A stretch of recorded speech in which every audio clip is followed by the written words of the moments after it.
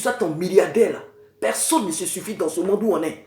Non, ne te dis pas que non, écoute, ce sont des villageois, ah, ce sont des pauvres, moi je suis ingénieur, moi je suis médecin, mon mari est ceci, cela, on a tous les moyens pour payer les études de nos enfants, même le jour où mon mari n'est pas là, je m'en fous d'eux, ceci, cela. Tu auras toujours besoin d'eux.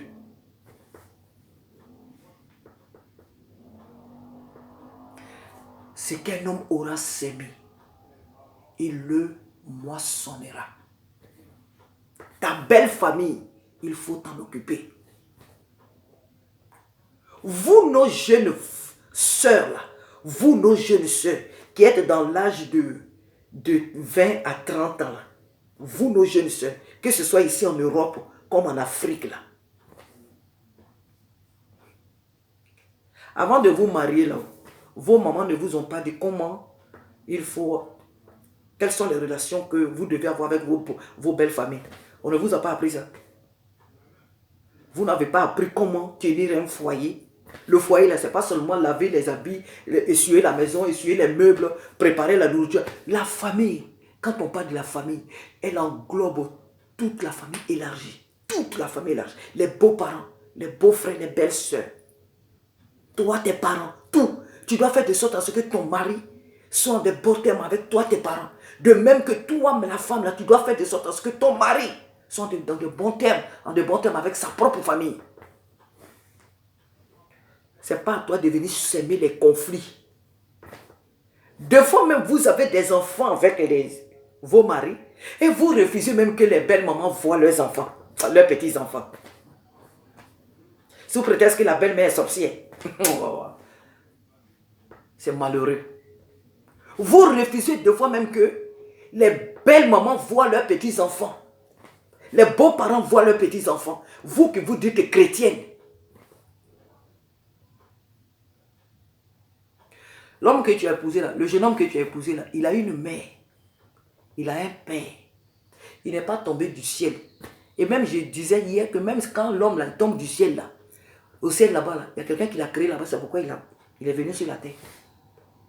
Il n'y a rien qui est sans c'est Dieu qui est au-dessus de tout, qui a créé toutes choses. Donc il n'y a rien qui s'est fait toute seule. Tu es jeune, t'habiller, paraître à l'église avec le mari, ceci, cela.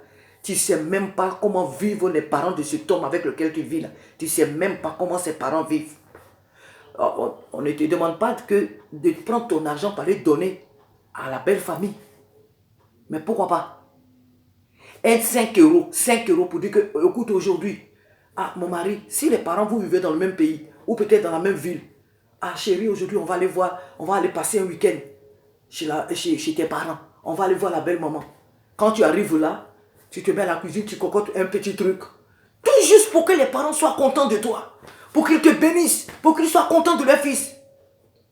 Tu arrives, tu dis, ah, aujourd'hui, c'est moi qui vais faire la cuisine. Écoute, je vais faire un petit truc, les beaux-parents. Écoute, moi, je fais ça et puis on est assis. Même si c'est 5 euros que tu as donné, c'est quelque chose. Même si c'est 2 euros que tu as donné, c'est quelque chose.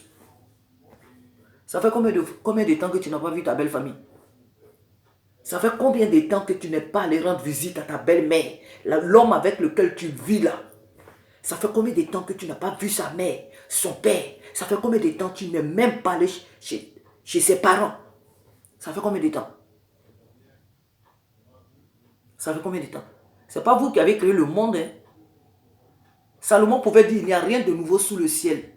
Tout se transforme, sinon ce qui a été là, c'est ce qui est. Et c'est ce qui sera. Il n'y a rien de nouveau sous le ciel.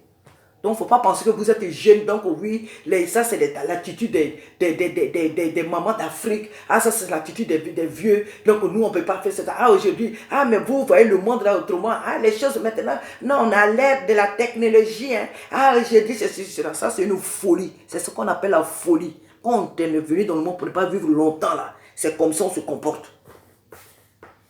L'homme avec lequel tu vis là, il a une mère. L'homme avec lequel tu vis là, l'homme qui t'a mis la bague dans le dos là, il a une mère, il a un père, il a une famille. Quelles sont toi tes responsabilités vis-à-vis d'eux? Parce que c'est lui l'héritier de sa famille. C'est lui l'héritier de sa famille. Les enfants que Dieu envoie au monde là, c'est pas pour qu'ils soient en exil. Non, non, non. C'est pour un jour hériter de la famille. C'est pour demeurer dans les familles que Dieu les envoie au monde. Quel genre de femme tu es? Quel genre de belle fille tu es? Quel genre de belle fille tu es? Certaines, je le répète, il y a même des chrétiennes. Hein. Parce que là où je parle, je suis en train de parler des chrétiennes. Je ne parle pas des païennes, je parle des chrétiennes. Parce que dans nos églises, il y a pire qu'au dehors. Il y a pire qu'au dehors. À dire qu'il y a des femmes, il y a des sœurs en Christ qui ne parlent pas avec leur belle maman. Elles les traitent de sorcières. Elles ne parlent pas avec leur belle maman. L'homme avec lequel tu vis là, tu ne parles pas avec sa mère. Tu es normal? Est-ce que tu es normal dans ta tête là? Quand tu es là, est-ce que quand tu te regardes dans le miroir là, tu es normal?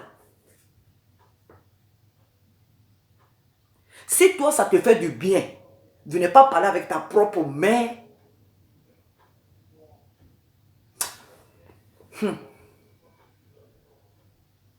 ça te fait certainement toi du bien de ne pas parler avec ta propre mère. Et je ne trouve pas cela normal. Que toi, une chrétienne, tu ne parles pas avec ta mère.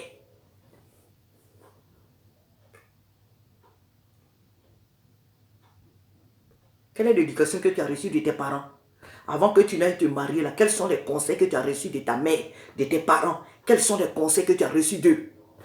On ne rentre pas dans une famille parce que, quoi? Pour y rentrer comme ça, quand tu rentres dans une famille, quand toi, tu rentres dans une famille, c'est que tu as les épaules assez larges pour porter cette famille-là. Quand tu rentres dans une famille, c'est que tu as les épaules assez larges pour la porter.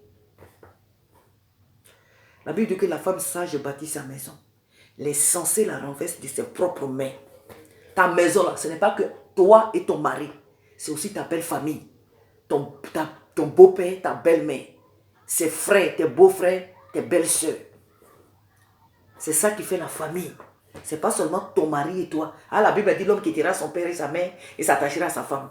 Est-ce que vous comprenez bien la parole de Dieu que vous méditez là? Vous la comprenez bien? Est-ce que vous la comprenez bien? Cette parole-là, est-ce que vous la comprenez? Quand Dieu parle là, est-ce que nous tous là, nous comprenons bien ce que Dieu est en train de dire dans sa parole?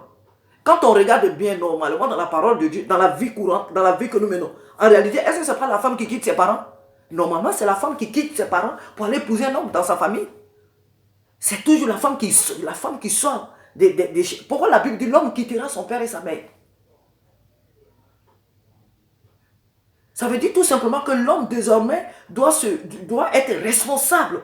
L'homme doit être capable de s'occuper de sa famille. C'est ce que le Seigneur veut dire par là. Ça veut dire que l'homme qui va épouser une femme désormais doit être capable de s'occuper de cette famille-là.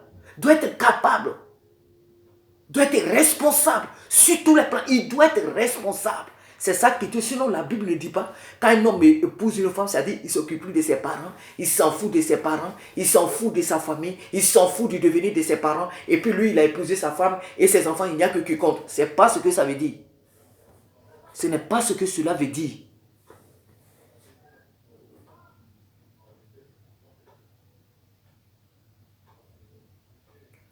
Ta relation avec ta belle famille, tu dois la restaurer. Tu dois restaurer ta relation avec ta belle famille. Ta belle-mère là. L'homme avec lequel tu vis là. Que tu appelles chérie, chérie, chérie. Chérie là. Chérie là. Il n'est pas né. Il n'est pas descendu du ciel. Il a une mère. Il a un père. Il est né d'une famille qui vit là sur la terre. Cette femme-là, elle avait une relation très mauvaise avec sa famille. Sa relation avec sa belle famille n'était pas bonne. C'est pourquoi lorsque son mari était mort, lorsque son mari est mort, toute sa famille ne s'est pas souciée d'elle ni de ses enfants. Vous savez, et vous êtes des femmes comme moi, vous savez, quand une femme dit je m'en fous, là, quand une femme dit moi, je m'en fous, quand elle a pris vraiment la décision, en disant que moi je m'en fous de telle situation, une femme, elle sait prendre une décision très ferme. Elle s'est dit certainement, la maman peut-être de ce jeune homme, s'est dit, mais mon fils de son vivant, il m'a piétiné. Mon fils de son vivant ne s'est jamais occupé de moi.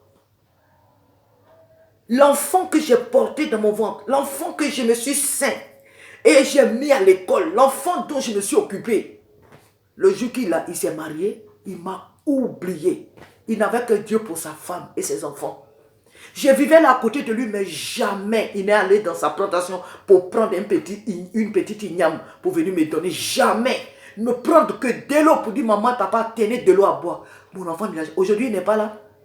Attends, je me suis occupé de lui, je vais encore m'occuper de ses enfants. Mais il n'a pas réduit ses enfants en esclavage. Je m'en fous. Ses enfants n'ont pas là en esclavage. C'est ce qu'il a préparé pour sa famille. Ses frères disent, mais attends, quand il vivait, celle qui poussait notre frère à ne pas s'occuper de nous, celle qui poussait notre frère à ne jamais répondre à nos téléphones, à répondre à nos coups de fil, c'est elle qui poussait notre frère à ne jamais venir au village ici. C'est elle qui poussait notre frère à ne jamais venir là où nous sommes. Et aujourd'hui, il est mort. On a tout perdu. Et elle veut encore, c'est soit nous encore qui nous occupons d'elle. Mais elle n'a qu'à périr à ses enfants, oui. Ils n'ont pas les amener en esclavage, on s'en fout. C'est ce qu'ils ont sémé. C'est nous qui allons nous occuper d'elle. C'est nous qui allons nous occuper de ses enfants. Ils n'ont qu'à périr. On s'en fout. Du vivant de son mari, qu'est-ce qu'ils ont fait? Que cela ne soit pas ton cas. Que cela ne soit pas ton cas. Ne permets pas à ta belle-mère de maudire ton mari. Et que cette malédiction ne devienne celle de tes enfants, de tes petits-enfants. Ne permets pas à ta belle-mère de gémir. Même si elle ne donne pas de mal, mais le fait qu'elle soit meurtrie, le fait qu'en elle, elle gémit, le fait qu'en elle, son âme pleure, c'est une malédiction pour toi. C'est une malédiction pour tes enfants. Si réellement tu aimes cet homme-là, fais un signe de vie vis-à-vis de ses parents. On ne te demande pas tous les mois de leur faire des mandats. On ne te demande pas tous les mois de les appeler. Mais fais quand même quelquefois un signe de vie. Qu'il y ait une bonne relation entre toi et ta belle famille. Qu'il y ait une bonne relation entre toi et ta belle famille. L'homme que tu as épousé là. L'homme que tu as épousé là. Sinon un jour tu vas le pleurer seul. Si jamais c'est lui qui part avant toi, tu vas le pleurer seul. Tu vas l'enterrer seul.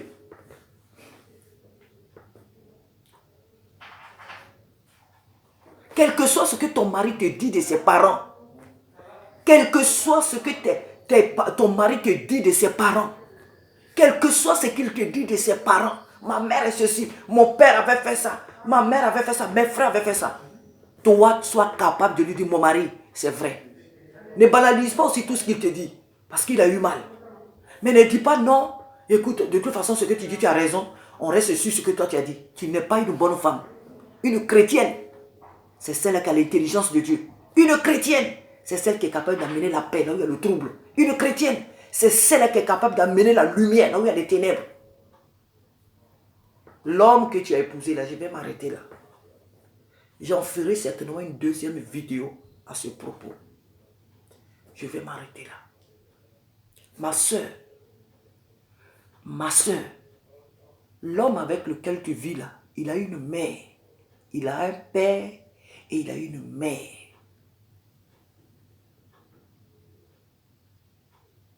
Ne t'éloigne pas d'eux. Ne pousse pas ton mari à oublier ses parents. La Bible dit, honore ton père et ta mère, afin que tes jours se prolongent sur la terre. Cette promesse-là, elle est aussi pour ton mari. Elle est pour vous deux. L'homme que tu as épousé là, ses parents sont aussi tes parents. Normalement, si tu es normal, mais sa mère, tu dois l'appeler maman. Tu ne dois pas l'appeler par son prénom. Parce que ce n'est pas ta camarade. Si tu es normal, la mère de ton mari, c'est ta maman. Tu dois l'appeler même maman. Tu ne dois pas l'appeler par son prénom. Parce que ce n'est pas ta copine. Elle est la mère de l'homme avec lequel tu vis. Donc, elle est ta mère. Même si elle et toi, vous avez même âge. Parce que normalement, si tu es normal, là, tu ne peux pas avoir même âge que la mère de ton mari. Tu ne peux pas avoir même âge qu'elle. Mais si tel était le cas, par motif de respect, du moment qu'elle est la mère de ton mari, elle devient plus âgée que toi. Elle devient aussi ta mère. Tu dois l'appeler maman, belle maman. Tu ne dois pas l'appeler par son prénom. C'est de l'impolitesse. C'est de l'impolitesse.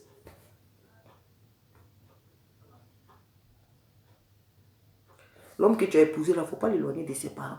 Fais de sorte à ce qu'il ait la paix. Si jamais il ne s'entendait pas avec ses parents, fais de sorte à ce qu'il ait la paix entre lui et ses parents. Mets la paix entre lui et ses parents. Fais de sorte à ce qu'il ait la paix entre lui et ses parents. Pour ne pas que demain, là, tu l'enterres toute seule. Parce que même si ses parents ne sont plus là, et que c'est lui qui part avant toi, ses frères qui sont là risquent de te regarder l'enterrer seul. Arrêtez de trouver des sorciers partout. Parce que si ses parents étaient des sorciers, là, tu n'allais pas vivre avec leur fils. Tu n'allais même pas le trouver. Évite de te contenter de ce que leur fils est en train de te dire. Si ton mari ne parle pas avec ses parents, toi fais de sorte à ce qu'il parle avec eux. C'est ce que je suis en train de te dire là. Si ton mari a des conflits avec sa famille, toi fais de sorte à ce qu'il ait la paix entre eux. Et sa famille verra la différence. Sa famille verra que vraiment une personne est entrée dans leur maison. Une femme est entrée vraiment dans leur famille. Elle bénira Dieu, même si elle n'est pas convertie. Mais le fait qu'elle soit contente. Qui ne connaît pas Dieu dans ce monde? Tôt ou tard, elle dira, hey, Dieu, merci pour la femme que mon fils a épousée. Merci pour la femme que mon fils a épousée. Notre fils qui ne parlait pas avec nous. Notre fils qui ne s'occupait même pas de nous. Mais depuis qu'il vit avec cette fille-là, depuis qu'il a épousé cette jeune fille-là, cette femme, oh, si tous les fils pouvaient épouser des femmes comme celle-là, vraiment, leurs parents seraient bénis comme nous. Oh Dieu, merci. Que ta belle famille loue Dieu pour toi. Que ta belle-mère bénisse Dieu pour toi. Que tes beaux-parents bénissent Dieu pour toi. Du fait que tu sois rentré dans leur famille. Qu'ils disent, oh Dieu merci. Cette belle-mère-là dit que, ah, un jour je peux partir en paix. Parce que je sais que derrière moi, je laisse quelqu'un qui peut me succéder. Oui, c'est ça. Une belle fille. C'est elle qui succède la belle-mère. Si jamais l'homme qu'elle a épousé est le premier fils de la famille, c'est elle qui succède la maman. Une belle fille, elle est comme la mère de toute la grande famille. Si jamais l'homme que tu as épousé là, c'est lui qui est le né de toute sa famille, tu as épousé un chef de toute la famille dont tu dois être capable. Tu dois être capable d'assumer tes responsabilités. Tu es la maman demain de toute cette famille-là. C'est toi qui seras la presse, leur mère. C'est toi qui seras à la place de leur maman. C'est toi. Donc tu ne dois pas te comporter comme une étrangère, comme une insensée. J'ai dit, on lit la parole de Dieu. Ah, nous, j'ai dit, on est chrétiens. Ah, les chrétiens, il ne faut pas des gens qui lisent la Bible qui ne la comprennent pas. Le créateur de l'univers, cette parole-là, quand on la lit, là, on ne la lit pas comme des insensés. C'est Dieu qui l'a créée. Et c'est Dieu qui a créé la famille. On ne peut pas dissocier une famille de la parole de Dieu. Parce que Dieu lui-même, il est la famille. Lui, c'est lui qui a créé la famille. C'est lui qui a instauré la famille. C'est lui qui a instauré les règles de la famille. On ne peut pas prétendre que oui, on est trop jeune, on est trop moderne, on est ceci, cela, on est ceci, cela, donc ceci, cela. Les beaux-parents, on s'en fiche, on s'en fout d'eux. Les belles-mères, on s'en fiche d'elles. Les beaux-parents, on s'en fout d'eux, on les piétine. Ils n'ont qu'à mourir, ce n'est pas nous notre affaire. L'essentiel est qu'on a notre mari, c'est l'essentiel. Dieu nous a, on a prié, on a gêné, ou bien on a eu notre mari, ça s'arrête là. La belle famille, on s'en fout. Tu es maudite. Si tu agis comme ça, là, tu es maudite. Le Seigneur t'encourage, ma soeur, à avoir de très bonnes relations avec ta belle famille. Le Seigneur t'encourage à avoir de très bonnes relations avec ta belle famille. Ta belle-mère, il faut être dans de bons termes avec elle. Ton beau-père, le père de ton mari, là, il faut être dans de bons termes avec lui. Je te parle de toute la belle famille. Sois en paix avec ta belle famille. Ne dis pas que tu as leur fils là, il te suffit. Et le reste là, tu t'en fous. Parce que leur fils, ce n'est pas toi qui l'as mis au monde. Il était déjà grand. Il avait déjà l'âge d'avoir des enfants quand toi tu l'as eu. Ce n'est pas toi qui l'as élevé. Ce n'est pas toi qui as payé ses études. Ce n'est pas toi qui as payé son billet puis il est venu ici en Europe. Ce n'est pas toi qui as payé son billet pour... De là où vous vous êtes rencontrés, je ne sais pas. Nous on est en Europe, mais le message il est pour toute l'église. Donc de là où tu l'as rencontré là, ce n'est pas toi qui l'as mis là-bas. Il vient de quelque part. C'est des gens qui l'ont mis à l'école. C'est des gens qui l'ont mis au monde. Qui l'ont élevé. Qui se sont occupés de lui avant qu'il ne devienne ton mari.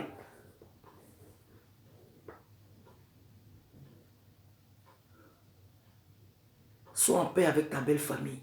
C'est très important. Ne permets pas à ce que ta belle famille chaque jour te maudisse. Ça sera fatal pour toi. Même si tu es baptisé, je ne sais pas, du Saint-Esprit, d'après toi, quelqu'un qui est baptisé du Saint-Esprit ne peut pas faire ça.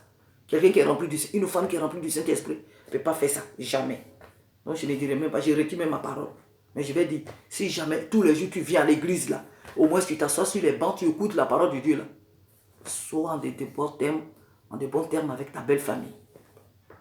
Et une bonne relation avec ta belle famille, avec tes beaux-parents. Ne fais pas de sorte à ce que ton mari s'occupe que de toi, tes parents, et puis la mère, lui, ses parents là, toi tu t'en fous d'eux. Tu t'en fous d'eux. Vous allez que vers chez vous, dans ta belle famille, dans toi, ta famille, mais lui, ses parents, il est petit. Et toi, ça ne te dit rien. Tu ne connais pas chez ses parents, ça ne te dit rien.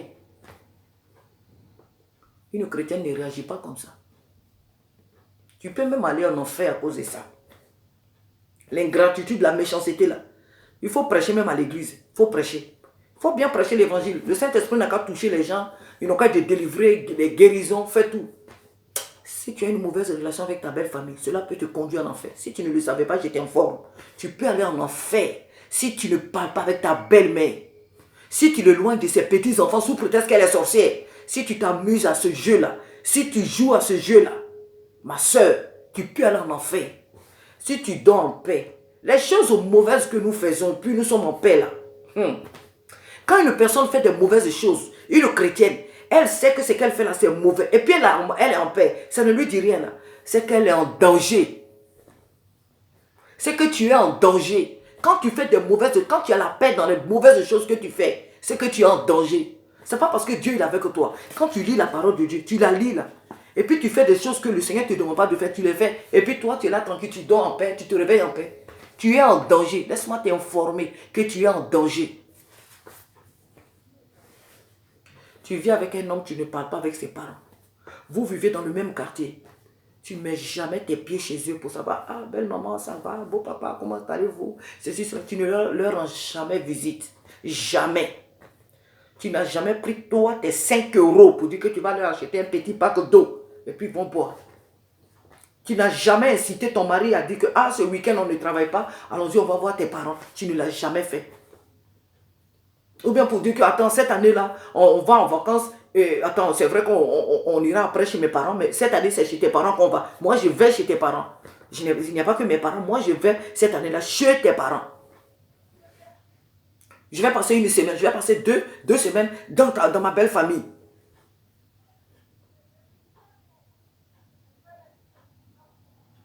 Il faut le faire. C'est important. Un homme averti, là, en vaut 2. Moi, vraiment, ce thème-là, sur la belle-fille, vraiment, je sais qu'il y a beaucoup à dire. Il y a beaucoup vraiment à dire à ce propos. Il y a beaucoup à dire. Et j'ai la pleine conviction que je ferai une deuxième vidéo. Là où je parle, je sais que j'en ferai une deuxième, par la grâce de Dieu. Je sais que le Seigneur me donnera de faire une deuxième vidéo. Parce qu'il y a beaucoup à dire à ce sujet. Parce que ça, quand même, c'est du jamais vu. C'est du jamais vu. Une femme chrétienne, la femme d'un pasteur, son mari meurt. Son mari qui avait des dettes, il meurt. Et il n'y a personne pour les aider. Jusqu'à ce qu'on vienne prendre ses enfants. Sinon, leurs enfants, on vient les réduire en esclavage. Non, on vient les prendre pour les réduire en esclavage. C'est pas possible. Il n'y avait personne là. Si elle est allée demander des vases à des voisins, les voisins n'étaient pas là pour l'aider. Quelles ont été, elle, sa relation avec tout ce monde-là? Son mari n'avait pas de famille. Son mari n'avait pas de parents. Et si jamais son père, peut-être sa belle famille, c'est-à-dire ses beaux-parents ne vivaient pas, mais son mari avait des frères. Et si peut-être il n'avait pas de frères, il avait des cousins. Comment ça se fait que cette femme n'a eu de secours nulle part pour qu'on vienne prendre ses enfants, pour qu'elle soit dans cette situation? Comment? Comment? Comment? Souvent, nous, ici en Europe, on se dit que oui. On dit souvent que ici, tu ne peux pas demander piment à ta voisine. Les choses en Afrique, c'est facile, mais ici, on ne fait pas. Mais quand tu as de bonnes relations avec tes voisines ou avec tes camarades, des fois, quand tu n'as pas quelque chose, tu peux aller, ils peuvent te donner. On n'est pas insensé ici en Europe. C'est pas parce qu'on est en Europe que non. Tu peux aller chez ta voisine, tu peux aller choses. Moi, je connais, je vivais dans un quartier, il y avait une dame, tous les jours, elle montait chez moi. Tous les jours, elle montait chez moi. Je dis bien tous les jours. Je suis un enfant de Dieu, je ne suis pas en train de mentir. Mes enfants sont là, ils sont témoins. Cette dame-là, elle montait tout le temps. Je ne vais pas citer, c'est bon. C'est pas le sujet. Mais pour dire que même ici, on peut se demander des choses si on est dans des besoins et qu'on a de bonnes relations avec nos amis, on a de bonnes relations avec nos voisins. Il se peut qu'on manque quelque chose. Ils peuvent venir vers nous pour nous demander, bien nous, on peut aller vers eux. C'est possible.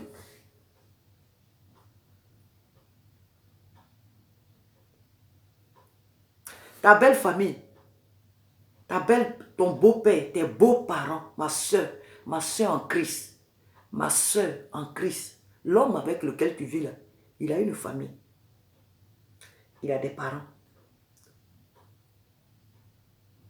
Élargis tes épaules là pour eux. Il faut tendre tes mains là pour eux. Ta belle famille, il faut tendre tes mains pour eux. Il faut leur tendre tes mains. Il faut élargir tes mains là. Il faut les élargir pour eux. Reçois-les chez toi. Reçois-les. Aime-les. Visite-les si c'est possible. Si vous vivez dans le même pays là, si vous vivez dans le même quartier, visite-les. Quand tu vas en vacances là, quand tu vas en vacances dans le pays d'où vous venez là, il faut aller dans sa famille. Il faut aller leur dire bonjour. Peut-être même si tu ne veux pas dormir là-bas, mais va quand même leur dire bonjour. Prends quand même un petit cadeau, va donner à sa belle-mère, plutôt à sa mère, à ses parents s'ils sont là encore. Va voir ses frères si ses parents ne sont plus en vie, mais ses frères qui sont là, ses soeurs, va quand même leur dire bonjour, va te présenter à eux. Pour leur dire que même si tu n'as pas d'argent à leur donner, mais le fait que tu sois passé leur dire bonjour, ils vont se dire que la femme de notre frère, elle est venue ici nous voir. Elle s'est souciée de nous, elle est venue quand même pour savoir comment nous allons. Et pourquoi pas ne pas leur donner de l'argent si tu en as? Pourquoi? Pourquoi ne pas leur donner de l'argent si tu en as? Pourquoi ne pas leur donner des habits si tu as la capacité de le faire? Pourquoi ne pas le faire? Pourquoi? Tu dois le faire. Et si jamais tes parents sont dans le même, ta belle famille est dans le même pays qu'avec vous, ah ben encore une raison pour que tu puisses vraiment de temps en temps leur rendre visite.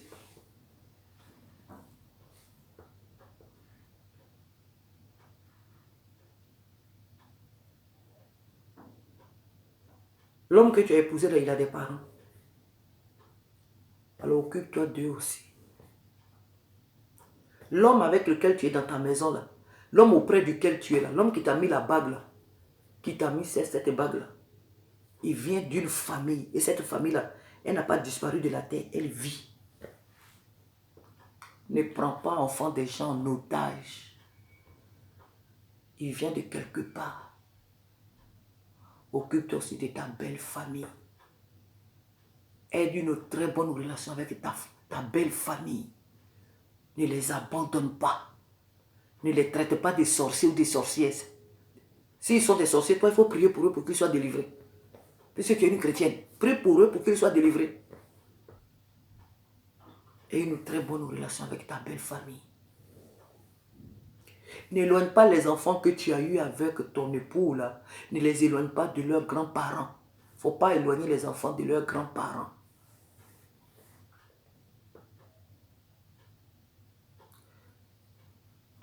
Que ta belle famille et toi soyons dans de bons termes. Aie une très bonne relation avec ta belle famille. C'est très important. Je dis que la sœur qui est là, cette femme-là, elle avait une très très mauvaise relation avec sa belle famille. C'est pourquoi ici, on ne voit aucun secours. Elle ne trouve aucun secours. Dieu merci pour elle que l'homme de Dieu, Élisée, était là, passait par là. Donc, par la grâce de Dieu, il a pu la secourir. Mais du vivant de son mari, elle avait certainement très, très mal agi. Elle n'a pas agi comme une épouse. Elle a agi comme une fille. Mais elle n'a pas agi comme une épouse. N'importe qui n'est pas épouse. N'importe qui n'est pas une épouse. On n'appelle pas n'importe quelle femme épouse. Ce n'était pas une épouse. Elle était une femme peut-être. Une femme. Elle avait l'âge certainement. Une femme, la fille, on la trouve dans le quartier. On la trouve un peu la fille. La femme, une femme, quand on parle d'une femme, elle a l'âge de se marier. L'épouse. Il y a des femmes qui sont dans leur foyer et qui ne sont pas des épouses. Il y a des femmes qui sont dans leur foyer, qui ont des enfants. Elles ne sont pas des épouses. Ce que Dieu désire, c'est que tu sois une épouse. Je sais que tu comprends. Ne sois pas seulement une femme, sois une épouse. Une épouse, elle a des épaules très larges. Moi, la femme qui m'a mise au monde, par la grâce de Dieu, on est six ici, même père, même mère. Alors je vais dire notre mère. Mais comme je suis la seule à vous parler, c'est pourquoi je vais dire, la femme qui m'a mise au monde, elle vit encore. Je vais vous rendre un peu son témoignage. Ma mère, lorsque nous étions des enfants, nous tous, là-bas en Afrique, au village.